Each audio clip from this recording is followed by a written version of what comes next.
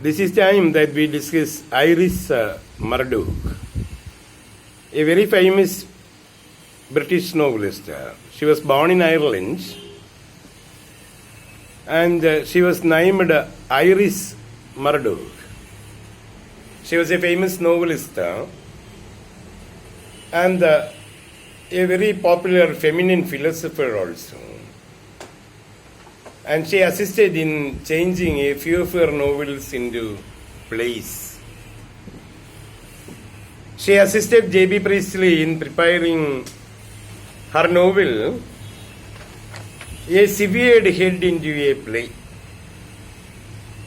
Her novel, A Severed Head, was made into a play by J.B.Priestley.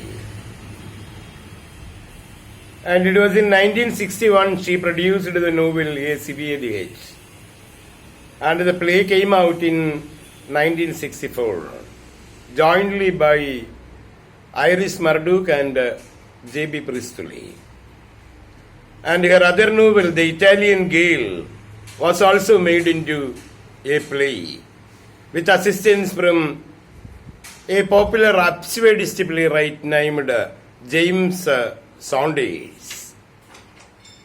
It was James Saunders who assisted her to change the novel, The Italian Gale, into a play. Iris Murdoch normally deals with the question of evil, sexual relationships, morality, and the power of the unconscious in her novels. Her novels normally deal with good and evil. And there may be the question of sexual relationships also. And there will be the question of morality, the question of unconscious, and such all things will be there in her novels. And her first published novel was Under the Net, and it became a grand success. It was produced in the year 1954. Under the Net was produced in the year 1954. It was one of the very remarkable novels written by her, and it was her debut novel. And in 1987, she was made a Dame Commander, and such important post was given to her as Dame Commander. And in 1956, she got married with John Bailey, a literary critic, philosopher, and novelist. John Bailey was a literary critic, philosopher, and novelist. And they continued to live for almost 40 years. So until the death of Iris Murdoch in 1999. Iris continued to live with John Bailey. But Bailey was a man who was reluctant in sexual matters. Therefore, Iris had her pleasures. So by going out and making friendship with both male and female. And she was also known for her lesbian relations. And after the death of Iris Murdoch, her husband, John Bailey, the novelist, produced two controversial books on her. And one was titled Iris. And Iris and the Friends, the other was called.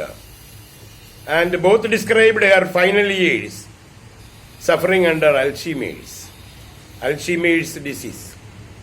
She suffered under Alzheimer's disease. Towards the end of her career, she became a patient of Alzheimer's disease, forgetfulness. And in the last year of her life, say in 1998, the book Iris was published. But by the time she had become a patient of Alzheimer's disease, that she could not remember the things. And then after her death, the other book was published, Iris and the Friends. And these two books were written by her husband John Bailey. And the books became very controversial also. Both books, Iris and the next one is Iris and the Friends. And we discuss now her first novel, Under the Net. It was written in 1954 and it tells the story of a struggling writer in London, and he is named Jack Donaghue. Jack Donaghue. And Jack has been living in a rental flat, and he is made to leave the flat in the beginning. And he takes with him only 2 books. When he is asked to leave the accommodation, he has no possessions, only limited possessions, and the most important possession for him seemed to be 2 novels. And one novel was written by Samuel Beckett entitled Murphy. Murphy was the first novel written by Samuel Beckett, speaking the story of a man who seemed to be very reluctant, frustrated, uninterested in life, and found sitting in an armchair naked in the night and rocking with nothing doing. And finally Murphy becomes a part of a mental hospital, started working in a mental hospital, and there also he has nothing to do, and finally he decides to commit suicide. And this is the story of the novel Murphy, written by Samuel Beckett. And when Jake Donaghue is asked to leave the rental room, he has got no possessions to carry from the room. Only 2 books, one written by Samuel Beckett and the other by Raymond Queneau, a French novelist. And he has written a book called Peyrot Mon Ami. He has written a book called Peyrot Mon Ami. And these were the 2 books he had in his room as his most favorite possessions. And when he was asked to leave the room, he took away with him these 2 books. One written by Samuel Beckett, entitled Murphy, and the other written by Queneau, Raymond Queneau, a French novelist. And his book is entitled Peyrot Mon Ami. And actually the novel Under the Net is dedicated in the name of Raymond Queneau. The novel has been dedicated. Iris Murdoch had dedicated the novel Under the Net to Raymond Queneau. And we come to find Jake Donaghue living in a poorly made rental accommodation. He is asked to move from there, and he packs up the things, and there are very limited possessions for him, and he takes away with him 2 books. One book entitled Murphy, and actually the story there is that of Murphy, a man who is uninterested in living a life, and Donaghue is also almost of the same nature. And the other book with him is Peyrot Mon Ami, written by Raymond Queneau, a French writer. And very interestingly, the epigraph for the novel is taken from John Dryden's Secular Mask. And Secular Mask was actually a short poem attached to John Vanburgh's play entitled The Pilgrim. So very interestingly, Under the Net begins with an epigraph from John Dryden. John Dryden's Secular Mask. Mask, M-A-S-Q-E, Mask. secular mask, M-A-S-Q-U-E, secular mask. And secular mask was a short mask produced by John Dryden, and it is attached to Vanborough's play, The Pilgrim. Vanborough has got a play. Vanborough was a restoration playwright who produced a play called The Pilgrim. And Dryden was a close associate of Vanborough. And it was Dryden who produced a prologue to the play. And it was written as Secular Mask. And whenever we remember Dryden, we remember the mask also written by him. We come to find that there were many masks written by Ben Jonson. Mask of Beauty, and there were Mask of the Queen, and there were many masks written by Ben Jonson. It was Ben Jonson who started the tradition of writing masks. Masks were actually short plays performed in the rooms, probably in the rooms of the palace. And Ben Jonson was very popular in the production of the masks and anti-masks. Masks and anti-masks, attracting the attention of the royal people. The masks were produced, in fact, to attract the attention of the royal people. And Dryden followed suit, and he produced a popular mask called Secular Mask. And it was written in the format of a poem, and the story of it has been taken from the classics.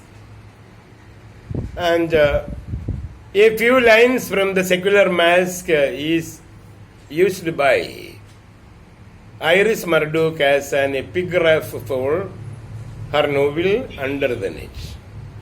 And we have to remember that Under the Net actually speaks the story of a young restless man named Jake Donaghue. And Donaghue actually an uninterested person in continuing his life. And he was bored with his life. He was a restless young man. And he was found staying in a poorly made rental house in London. And the house owner wanted him to leave the place. And he packed up the things. And his most important belongings were two books. One book was Murphy, written by Samuel Beckett, and the other book was a novel written by a French writer named Reynaud Queneau. And Queneau's book was called Peyrot Mon Ami. And the novel Under the Net is dedicated to Raymond Queneau. Again, in the novel, there is another interesting thing that the novel carries an epigraph, and the epigraph is taken from Dryden's Secular Mask. And the Secular Mask was the prologue written by Dryden for a play by John Vanborough, another restoration playwright. John Vanborough produced his play, The Pilgrim. And for his play Pilgrim, he adopted the story of Fletcher. Fletcher was a playwright who lived during the time of Shakespeare. Beaumont and Fletcher were two great playwrights who lived during the Elizabethan. And Fletcher had his play, The Pilgrim, and it was adopted by Vanborough. And when Vanborough adopted this play, Dryden provided the prologue. And it was entitled The Secular Mask. And Dryden later published the Secular Mask independently as a poem. And we consider this as one of the important masks written by John Dryden. And the net in the title, actually there is a net in the title. It actually refers to the net of language. The net in the title actually refers to the net of language from which it is difficult to come out. And there is also reference in the novel about a book written by Jake Donaghue. And it is called The Silencer. So it has been included in the book of Jake. Actually, Jake Donaghue is a man who has written a book entitled The Silencer. And he has been a careless person, uninterested in becoming a successful person. And he is asked to leave his room. And there are problems with love affairs also. Formerly he was in love with a girl and he left out the girl. And presently he has been in love with another girl. And the girl is actually uninterested in continuing love with him. And he has got a philosopher friend also. And what the novel speaks is the net of language. And it seemed difficult to come out of the net of language. And the net of language can be found in the book written by Donaghue, and it is entitled The Silencer. And it was the first novel produced by Iris Murdoch, written in the postmodernist strain, and the setting is also surrealistic.